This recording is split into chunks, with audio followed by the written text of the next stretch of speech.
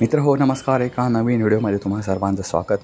मित्र राजकारण एका गलिच्छ पातळीवर उतरलं की नात्यांची कशी वाईट अवस्था होते याचं उदाहरण गेल्या अनेक वर्षांपासून म्हणजे गेल्या 18 ते 20 वर्षापासून अख्खा महाराष्ट्र पाहतो आहे.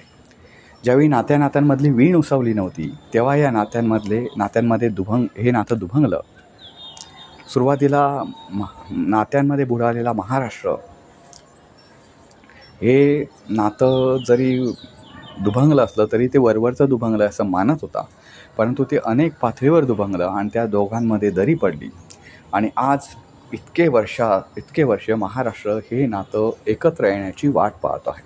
ते नातं आहे राज आणि उद्धव ठाकरे यांचं. मित्र हो, या दोन्ही बंधूंनी एकत्र यावं अशी महाराष्ट्राची खूप वर्षापासूनची इच्छा आहे. आणि तुम्ही पाहताय की गेल्या जवळपास 8 ते 10 दिवसांमध्ये मीच स्वतः 2 की 3 व्हिडिओ याच्यावर बनवले आहेत. आजचा व्हिडिओसुद्धा याच गोष्टीवर डिपेंड आहे. तर मित्रहो, आजच्या व्हिडिओचा विषय जरी राज उद्धव ठाकरे यांच्या एकत्र येण्याचा असला तरी त्याच्यात काही आता नवीन अपडेट्स आलेले आहेत, त्या विषयावरचा हा व्हिडिओ आहे. तर व्हिडिओ शेवटपर्यंत बघायला विसरू नका. मित्रांनो, राज आणि उद्धव ठाकरे एकत्र येणार का याची चर्चा अनेक महिन्यांपासून झडते आहे. तर आता त्याच्यात नवीन अपडेट असे आलेले आहेत की मुंबई महापालिका निवडणुकीच्या पार्श्वभूमीवर दोन्ही पक्ष कामाला लागलेले आहेत. सध्या ते एकत्र येतील की नाही अशी याबाबत अनिश्चिततेचं वातावरण त्या दोन्ही पक्षाने ठेवलेलं आहे. पण शिवसेना म्हणजे उद्धव सेनेनं 2 पावलं पुढे टाकत चर्चा पुढे सरकवण्याचा प्रयत्न केलेला आहे. ती 2 पावलं कोणती? तर त्याने उद्धव सेनेनं त्यांच्या पक्षाच्या माजी नगरसेवक, मुंबईमधील माजी नगरसेवक असतील किंवा पदाधिकारी असतील, त्यांची चाचपणी केली, त्यांच्या मताची चाचपणी केली.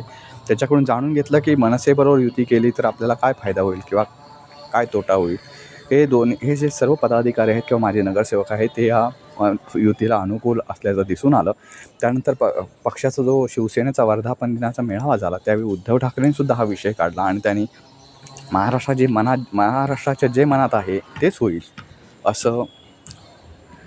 असं जाहीर करून टाकलं. त्यामुळे उद्धव सेना प्रथमच 2 पावलं पुढे आलेली आहे. आता दुसऱ्या बाजू राहिली ती मनसेची. मनसेनं अजूनही म्हणावा तितका प्रतिसाद उद्धव सेनेला अद्यापही दिलेला नाही असं कळतं आहे. आतील घोटातील अशी माहिती आहे की हे दोन्ही पक्ष जे आहेत त्यांच्यामध्ये जागा वाटपाची बोलणी चालू आहेत आणि ती सुद्धा अंतिम टप्प्यात आलेली आहेत. महापालिका निवडणुकीमध्ये कोणता पक्ष किती जागा लढवेल वगैरे याची दोघांमध्येही चर्चा सुरू आहे. दोघांच्या महत्त्वाच्या पदाधिकाऱ्यांमध्ये ही चर्चा रंगलेली आहे. त्यामुळे ती जेव्हा पूर्णत्वास जाईल त्यानंतर दोघे भाऊ एकत्र येतील असा राजकीय तज्ज्ञांचा अंदाज आहे. मित्रो, अंदाज आहे शेवटी, कारण त्याला कुठलाही त्याला पुरावा नाही आहे. तरीसुद्धा असं नसेलच असंही म्हणता येत नाही. मित्रांनो,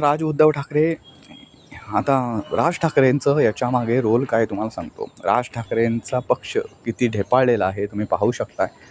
पण राज ठाकरेंचे स्वतःची वक्तृत्वशैली आहे. त्यांचे कार्यकर्त्यांचा अभाव असला तरी ते स्वतः एक एवढं मोठं वक्तृत्व आहेत की ज्याप्रमाणे शिवसेनेला गर्दी बोलावण्याची काही गरज लागत नाही उद्धव सेनेला, त्याचप्रमाणे राज ठाकरेंनासुद्धा गर्दी बोलावण्याची गरज लागत नाही. राज ठाकरे जिथे आहेत तिथे गर्दी जमून जाते. त्यामुळे राज आणि उद्धव ठाकरे जर एकत्र आले तर सभांचा मोठा उच्चांक त्यांचा होऊ शकतो. आता हे सगळे उच्चांक मतदारांमध्ये परावर्तित करण्याचं काम उद्धव सेनेचे जे तळागाळात पोचलेले कार्यकर्ते आहेत ते करू शकतात. मित्रांनो, एक लक्षात घ्या, उद्धव सेना ही गेल्या काही महिन्यांमध्ये म्हणता येईल, कारण शिंदे सेना जाऊन अजून काही खूप मोठी वर्ष लुटली नाहीत, तर काही महिन्यांमध्ये खिळखिळ झाली हे कबूल आहे. पण त्यांचे कार्यकर्ते कमी नाही झालेले, त्यांचे मतदार कमी झाले. कार्यकर्त्यांची संख्या अजूनही तळागाळामध्ये आहे. आजही उद्धव ठाकरेंना मानणारा वर्ग तळागाळामध्ये आहे. तो जेव्हा कामाला लागेल तेव्हा मोठ्या प्रमाणावर मतदान नव्याने निर्माण होतील किंवा जे मतदार इतर पक्षांकडे वळलेले आहेत ते सुद्धा पुन्हा उद्धव सेनेकडे येऊ शकतात. आता मनसेनं त्यांचे पत्ते अजूनही खोललेले नाहीत. मनसेनं मगाशी म्हटलं त्याप्रमाणे मनसेनं अजूनही आपला मनातला जो काय अंदाज आहे तो वर्तवलेला नाही. आता गेल्या 4-5 दिवसातली नवीन अपडेट अशी आहे की मनसे किंग नाही पण किंगमेकरच्या भूमिकेत राहण्याच्या त्यांचा एक अंदाज आहे की आपण किंग मेकर तर राहायला पाहिजे, किंग नाही झालो तरी. तर त्याच्यासाठी त्यांनी बाजू अडवून धरलेली आहे असं कळते. कारण शिवसेनेच्या एकनाथ शिंदे गटानं 2 पावलं पुढे टाकत मनसेकडे युती करण्याचा एक जवळपास प्रस्तावच दिला आहे म्हटलं तरी अयोग्य ठरणार नाही. कारण उदय सामंत यांच्यावर ही जबाबदारी दिलेली आहे मनसेला आपल्यात सामील करून घेण्याची. आणि तुम्हाला बघताय मनसे हे काय खूप मोठं अशक्य गोष्ट आहे असं नाही. कारण मनसेनं विधानसभेमध्ये महायुतीला अर्थात भाजप शिवसेनेला पाठिंबा दिलेला होता. त्यामुळे तो फार कोटी अशक्य गोष्ट आहे असं नाही शिंदे सेनेसाठी. पण आता राज ठाकरेंच्या मनात काय चाललं आहे हे सुद्धा सध्या कळायला मार्ग नाही. ते उद्धव ठाकरेंना जवळ करणार की शिंदे सेनेला म्हणजे महायुतीला जवळ करणार, त्यांनी सध्या तरी त्यांचे पत्ते अजूनही उलगडलेले नाही. ते जेव्हा उलगडतील तेव्हाच राजकारणाचं दिशा काय आहे महाराष्ट्राच्या राजकारणाची ते ठरेल. कारण मनसे हा ग्रामीण भागापर्यंत पोहोचलेला नसला तरी शहरी भागात त्याचं काही प्रमाणात अस्तित्व आहे. आणि ज्यांचे आता कसं असतं मित्रांनो, एखाद्या पक्षाचा आमदार कोणी नसतो, एखाद्या पक्षाचा कोणी नगरसेवक नसतो. याचा अर्थ असा नाही की त्या पक्षाचं काहीच अस्तित्व नाही. ते गणितं बदलवू शकतात. अशी काही पक्षांमध्ये ताकद असते. ती ताकद मनसेमध्ये आहे. ती ताकद ज्यांच्याकडे झुकेल त्यांचा आमदार किंवा त्यांचा आमदार नाही पण त्यांचा नगरसेवक तर निश्चित निवडून येतो. कारण तुम्हाला माहिती आहे नगरसेवकांमध्ये जो निवडून येतो आणि जो पिछाडीवर जातो त्यांच्यामध्ये जवळपास म्हणजे छोट्याशा आपल्या नगर परिषदेमध्ये म्हणायचं झालं ते 2-2.5 हजाराचं सुद्धा मताधिक्य असतं. मुंबई महापालिकेतसुद्धा एक 3-4 हजाराचं मताधिक्याने सुद्धा काही नगरसेवक निवडून येतात. अशा वेळी कुठल्याही मतदारसंघात गेला तर मनसेची तर एवढी ताकद निश्चित आहे. ती ताकद जर एखाद्याच्या मागे उभी केली तर राजकीय गणितं बदलू शकतात. महापालिकेत वेगळं चित्र दिसू शकतं. त्यामुळे मनसेला जवळ करण्यासाठी आता शिंदे सेना आणि उद्धव सेना हे कामाला लागलेले आहेत.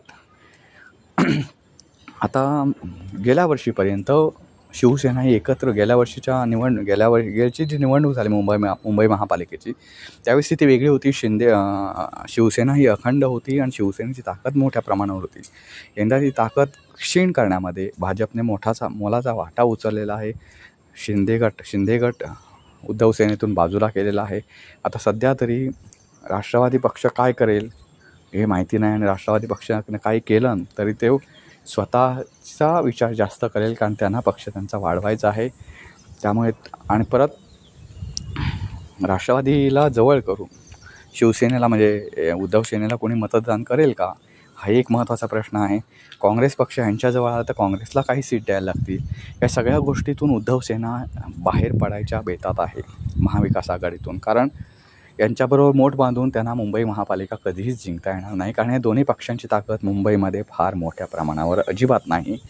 उलट ती शिंदे सेना आणि भाजप यांची ताकद जर एकत्र आली तर उद्धव सेनेला ते महाग पडू शकतं हे खरं आहे. आणि परत गोष्ट एक अशी फक्त शिंदे सेना आणि भाजप हे स्वतःच्या आणि अजित पवार गट हे तिन्ही गट जे आहेत ते एकत्र येऊन त्याच्यावर ते असं हवेत बाण मारणार नाहीत की चला आता आपण तिघं एकत्र आहोत तर मुंबई महापालिका जिंकू. ते आणखी काही खेळ्या करतील जेव्हा निवडणुका जाहीर होतील त्यावेळी आणि मुंबई महापालिका ताब्यात घेण्यासाठी आटोकाट प्रयत्न करतील.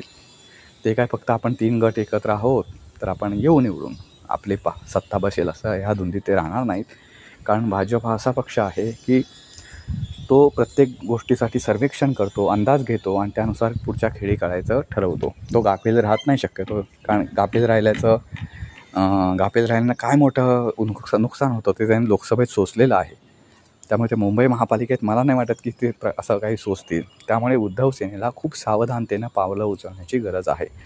उद्धव सेनेची एक बरं आहे की उद्धव सेनेची प्रतिमा ही स्वच्छ आहे. त्यांच्याकडे मुलूक मैदान तोफा आहेत. पण तरीसुद्धा त्या कसं आहे माहिती आहे त्या मुलूक मैदान तोफा ज्या रोज सकाळीच वाजतात ना ते वाजवणं बंद करायला पाहिजे. कारण जेव्हा 8-10 दिवसांनी एखादीच तोफ वाजते तेव्हा ती लोकं ऐकतात. रोजच तोफ वाजायला लागले की त्याच्याकडे दुर्लक्ष करतात. असं मुंबई महापालिकेत किंवा कुठल्याही पालिका निवडणुकीत होता कामा नये. तसंच झालं तर मात्र उद्धव सेनेला फार कोणी गांभीर्याने घेणार नाही. आणि मुंबई महापालिका ही उद्धव सेनेकडे म्हणजे ह्यांच्याकडे राहणं फार गरजेचं आहे. कारण मुंबई महापालिकेत आता प्रशासक बसलेला आहे, तर काय मुंबईची दशा झालेली आहे तुम्ही पाहताय. तर भाजपकडे सत्ता गेली तर खूप मोठं नुकसान होऊ शकतं. ते टाळण्यासाठी म्हणून या गोष्टी करणं अतिशय महत्त्वाचं आहे. तर मित्रांनो, हा व्हिडिओ तुम्हाला कसा वाटला ते नक्की कळवा. व्हिडिओ लाईक करा, शेअर करा आणि चॅनलला सबस्क्राईब करायला विसरू नका. पुन्हा भेटू पुन्हा एका नवीन व्हिडिओ. तोपर्यंत नमस्कार.